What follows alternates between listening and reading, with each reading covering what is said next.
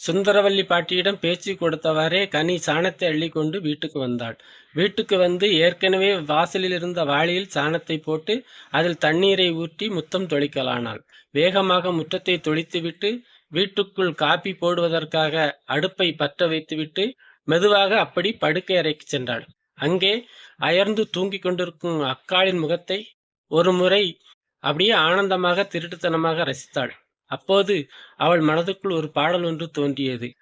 பெண்ணாக பிறந்தவர்க்கு 2 முறை தூக்கம், பிறப்பில் ஒரு தூக்கம், இறப்பில் மறுதூக்கம். இப்போது விட்டு விட்டால் எப்போதும் தூக்கமில்லை, என் இனிய கண்மணியே கண்ணுறங்கு கண்ணுறங்கு. மெதுவாக கனி அக்காவின் காதுகளில், அக்கா அக்கா, நேரம் எழுந்து விட்டது, எந்திரி எந்திரி என்று அதிகமாக கத்தினாள். அவள் விழிப்பதாக இல்லை.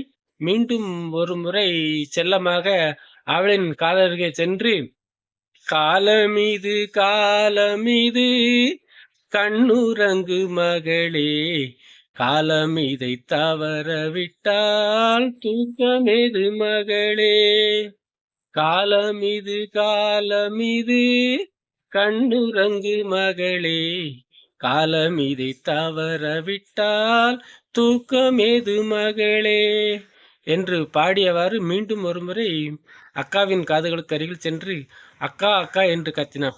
அவள், சி போடி, உனக்கு வேற வேலையே இல்லையா, நிம்மதியா தூங்குறவள தூங்க விட மாட்டியா என்று அப்படி மறுபுறம் புரண்டு படுத்து விட்டாள்.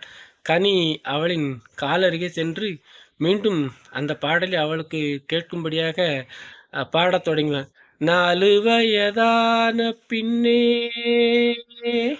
பள்ளி விளையாடல், 4 வயதான பின்னே பள்ளி விளையாடல், நாள்தோறும் பாடச் சொல்லும் தெள்ளு தமிழ் பாடல், நாள்தோறும் பாடச் சொல்லும் தெள்ளு தமிழ் பாடல்.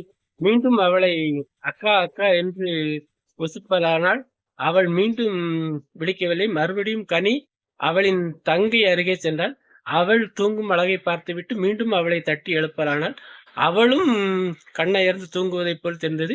மீண்டும் இவள் பாடல் வரிகளை படிக்கலானாள். 2 வயது வந்தால் கண்ணீரண்டில் தூக்கமில்லை, 2 வயது வந்தால் கண்ணீரண்டில் தூக்கமில்லை, 7 மொழிகளையும் போராடச் சொல்லுமடா தீராத தொல்லையடி, காலம் இது காலம் என்று கண்ணுறங்கு மகளே, காலம் இதை தவற விட்டால் தூக்கமேது மகளே என்று பாடியவாறே மீண்டும் ஒரு முறை அக்காவின் அருகில் சென்று, அக்கா அக்கா, நேரம் விடிந்து விட்டது என்று கத்தினாள்.